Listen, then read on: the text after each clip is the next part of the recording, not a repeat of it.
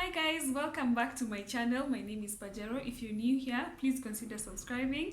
I share amazing content on my personal style, fitness, skincare, just things I love doing and general well-being. So if that is the kind of content you would like to watch, please consider subscribing. I'll be more active now and I will make it worth your while. So in today's video, I'm going to answer a few questions that people had sent to me. I asked people to ask me a few questions on my Instagram page, which they did. So I'm going to answer those questions in this video. First question: at what point did you become aware of your style and how did you find your style? So first of all, I have very stylish parents and I feel like that has rubbed off on me over time. Yeah. And then at what point did I become aware of my style is, I think, when I got my second job. That's when I started experimenting with style, because that meant I had a bit of money to buy a few pieces and just try here and there. But I feel my style has evolved over time. Now I just love plain pieces that I can do a lot with, simple pieces, classic cuts that can stand the test of time. So, and I feel like my style is very laid back, but I also don't limit myself in terms of what I do with different pieces. And I think for me is, in terms of finding your own style, it's in terms of what is comfortable for you and what can you afford. And then your style will evolve over time to where you're very comfortable in your own skin, what you wear, how you wear it. And even in terms of you being more confident in your own body, that will come a long way. Then you're able to now figure out like which pieces make me happy, which pieces do I love styling and such things. So I don't have a specific point where I realized, oh, this is my style or something. It is something that has evolved over time. You will grow into your own style, right? Don't give yourself pressure in terms of already figuring your style out very early on. I feel there are certain people who have their style figured out from like when they're really young and they cultivate it, and but there are people who style will just sort of grow on you, and then over time you're able to know what you love, what you prefer, and such things. All right, the next question was, how old are you and where do you buy your clothes? All right, how old am I am old. All right, I'm not going to give you guys a number, but the thing is this: I graduated in 2014, so do your math.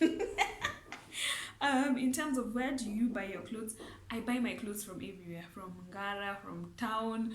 I buy my clothes from online thrift store. I get clothes custom made by whether it's Basket of Gold, Cityficial, so many different places. I go like I got this jacket from Gikomba, and so I just generally buy things from everywhere. And the thing about thrifting and what people don't understand is that it not only saves you money, it also gives you unique pieces that not everybody will have. And yeah, so I buy my clothes from anywhere. Like if I get a nice piece, I will buy it. All right. The next question is, what career or profession are you in and what's the importance of dressing well in the work environment?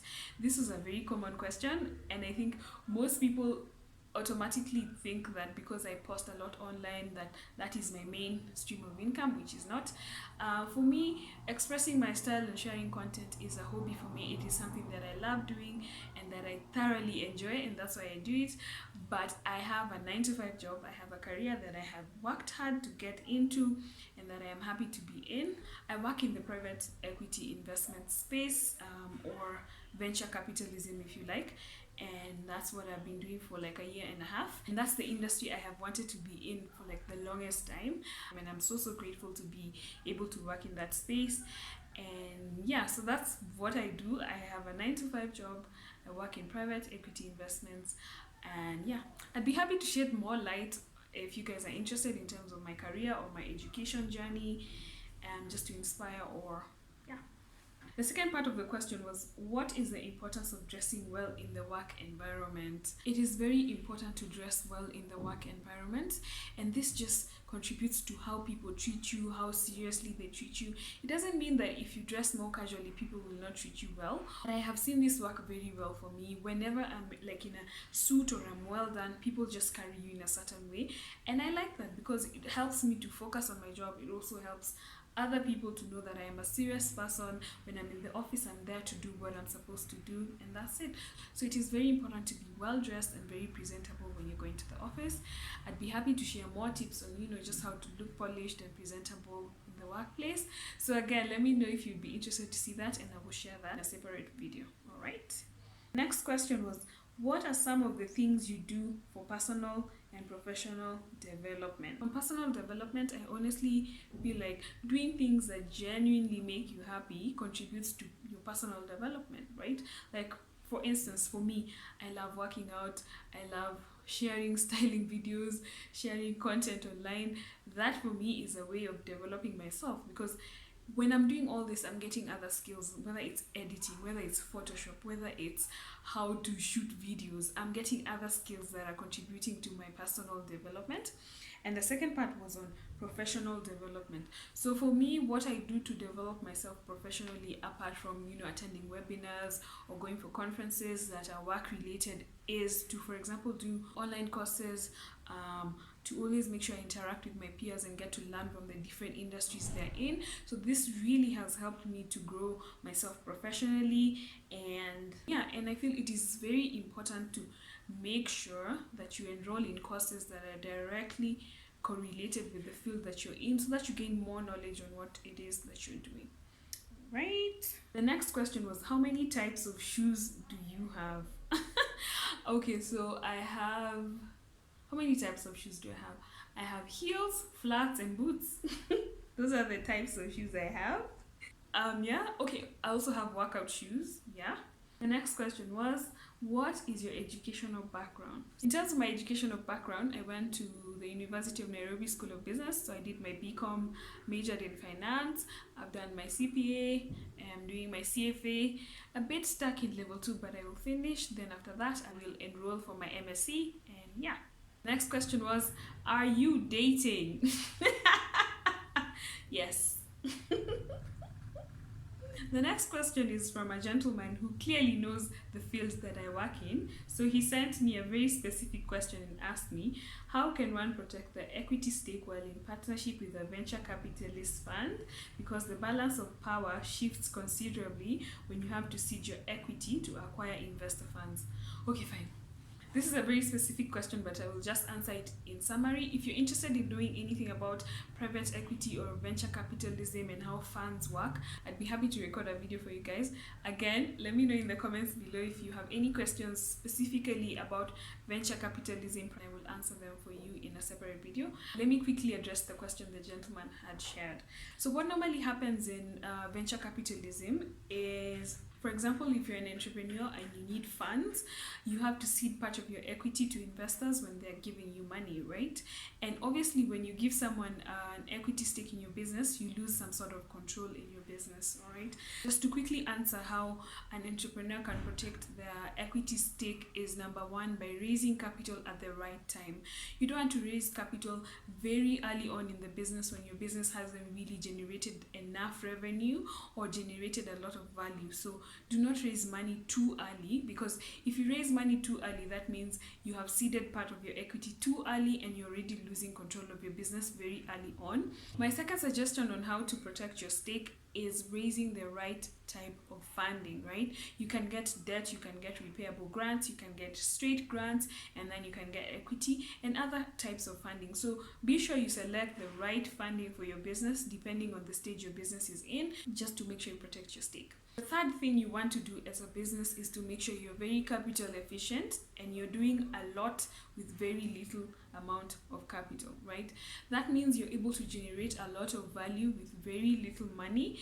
And so when a VC fund comes and they're interested in investing in your business, or you have approached them, you have value that you have created and they can see the value that your business has. So if you have worked on your business so well and you're very efficient, it means, for example, if your business is valued at $20 million and an investor wants to invest $2 million, they get a smaller stake of your 20 million, as opposed to if they were to invest in your business being valued at 8 million and they're investing 2 million, right? So just generate a lot of value for your business, that when you get to that stage where you need venture capitalist type of funding or private equity to come into your business, you have created so much value such that you only cede a small stake of your equity. I think another important point to also consider is, which investor are you working with? Are you working with an investor who is only a financial investor where they only give you money and they let you run the business, or are you getting getting an investor who is a partner that helps you to make your business run better, you know, give you better ideas, help you with management, recruitment, and all that. Yeah, the final thing that I feel is very important for a business or an entrepreneur to do is to make sure that when you get to that point where you want to fundraise, make sure you fundraise enough money that will give you a longer runway. Meaning, once you fundraise, say if it's your Series A now, it gives you a runway of like 24 months, right? Because if you fundraise small amount of money that's only going to take you for 6 or 12 months, it means after 12 months you have to go back and start fundraising again.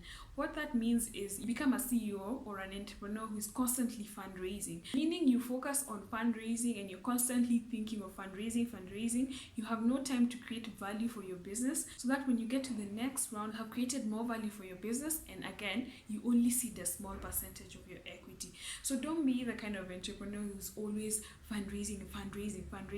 It will not only exhaust you, but it will also mean that you're not able to focus on your business and create value. So yeah, so those are just some of the few ways that I feel you could protect your business. I hope that was not too much, but I feel like I have focused so much on my profession and my career, but yeah.